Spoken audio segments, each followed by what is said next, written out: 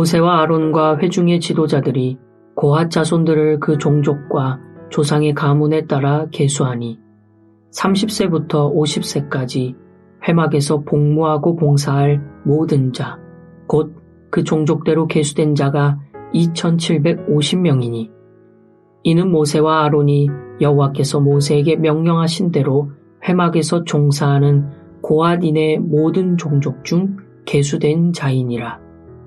게르손 자손 중 그 종족과 조상의 가문을 따라 계수된 자는 30세부터 50세까지 회막 봉사에 참여하여 일할 만한 모든 자라.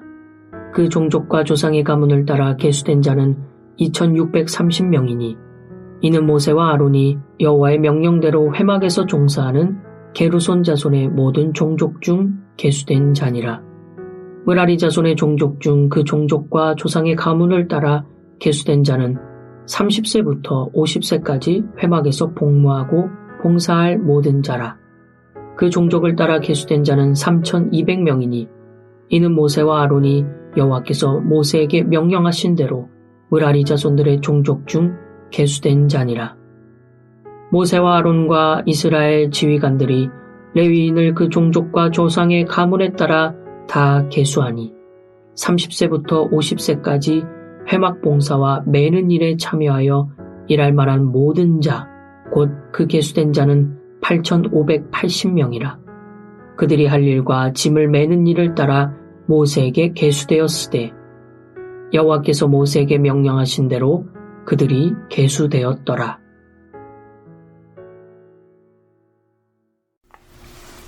과거 한국에 있을 때 방학 때 시청에서 파트타임으로 아르바이트를 한 적이 있습니다.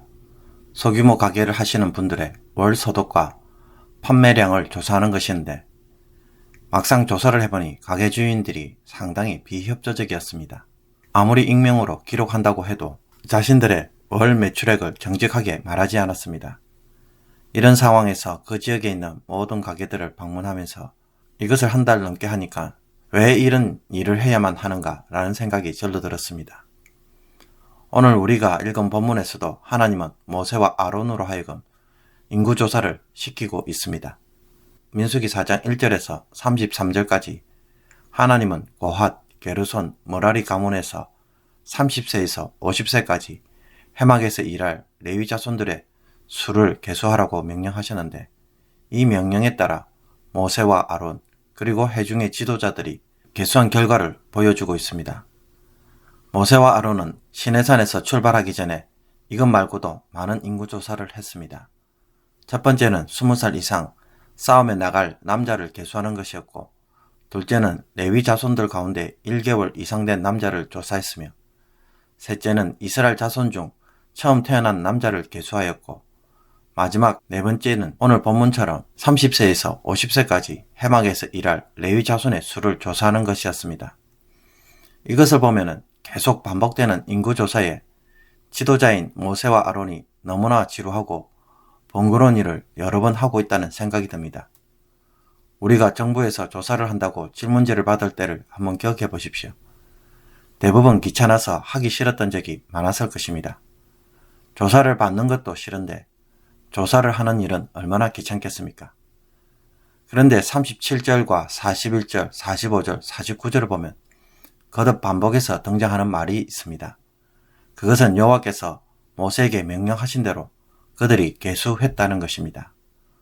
모세와 아론은 지금까지 계속 요구받는 인구조사에 대해 단 한 번도 불평하지 않고 하나님이 시키는 대로 그대로 순종했다고 말합니다. 하나님이 왜 이런 식으로 일하는지에 대해 의문을 던지거나 혹은 불평을 하거나 원망을 하지 않았습니다. 처음부터 하나님이 한꺼번에 이 네 가지 항목을 다 알려주시면 한 번에 끝날 수도 있는데 왜 이렇게 자꾸 반복적으로 일하게 하십니까? 라고 반항하지 않았던 것입니다. 사실 인구조사 같은 일은 너무 번거롭고 또 대충 할 수도 있는 일이며 다른 사람을 시켜서 보고만 받아도 될 수 있는 일입니다. 그런데도 모세와 아론은 자기 일처럼 꼼꼼하게 다 순종했다고 말합니다. 이렇게 하나님이 시키는 대로 하자 이스라엘에게 어떤 일들이 일어납니까?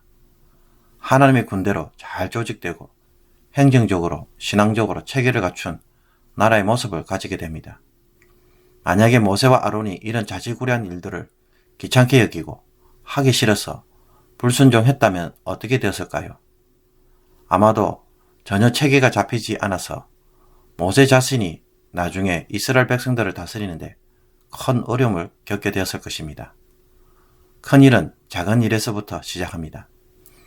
모세와 아론이 이처럼 인구조사를 할 때 이것은 단지 숫자를 파악하는 것 이상의 의미를 가집니다.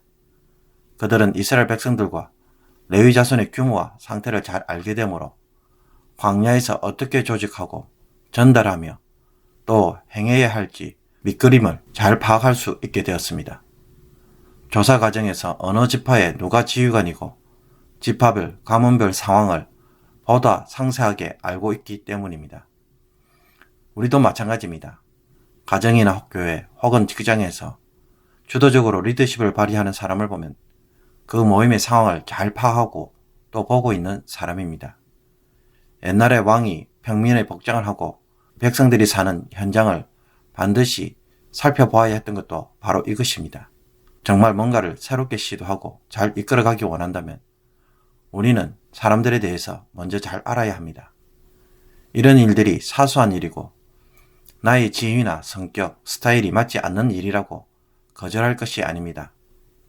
어제와 마찬가지로 진짜 중요한 일은 이런 사소한 일에 기초하고 있음을 우리가 주목할 필요가 있습니다. 그리고 모세와 아론에서 보듯 우리의 삶과 신앙은 내가 세우는 것이 아니라 하나님에게 순종할 때에 하나님이 세우시는 것을 봅니다. 말없이 모세와 아론이 순종할 때 하나님은 하나님의 군대와 백성으로 체계를 세워가고 계시기 때문입니다. 그러므로 하나님이 하시는 방법이 최고의 방법이며 순종은 그 일을 이루는 지름길입니다. 모세와 아론의 입장에서 보면 앞으로 광야를 어떻게 통과해야 할지 막막합니다. 그런데도 하나님은 여기에 대해서 상세하게 알려주시거나 혹은 밑그림을 보여주십니까? 지도자가 앞으로 어떻게 해야 할지 모르고 백성들을 이끌어가는 것은 과연 쉬운 일일까요? 아마 백성들도 불안해하고 모세도 답답할 것입니다. 그러나 여기에 대한 답은 무엇입니까? 순종하면 된다는 것입니다. 하나님이 계획하시고 주도하시기에 너무 불안해하지 말라는 것입니다. 그러므로 내가 주도하고 계획을 세우면 잘 될 것이라고 착각하지 않기를 바랍니다. 하나님이 주도하시고 계획하시는 것이 최고의 지혜라는 것을 우리가 볼 수 있어야 합니다. 그러므로 하나님께 맡기고 순종하는 것에서 도리어 답을 찾는 삶의 습관이 우리가 배워야 할 신앙의 지혜입니다. 그러므로 오늘 이 말씀을 통해서 순종해서 평안과 하나님의 지혜를 배우는 일들이 다시 한번 세워질 수 있기를 원합니다. 기도드리겠습니다. 우리의 삶과 온 세상을 섭리하시는 하나님, 하나님의 인도와 지혜가 우리의 삶의 최고의 계획이라는 것을 오늘 말씀을 통해 우리의 마음에 확증하고 순종을 최선의 선택으로 삼게 하여 주옵소서. 내가 세운 계획에서 평안을 찾지 말게 하시며 작은 일이라도 순종하는 것이 하나님의 역사를 이루는 길임을 오늘도 배워가게 하여 주옵소서.